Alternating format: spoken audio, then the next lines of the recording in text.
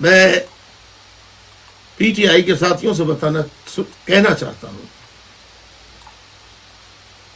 کہ دیکھیے، آپ ڈٹرمنڈ، کمیٹڈ اور ڈیووٹڈ رہنا ہے.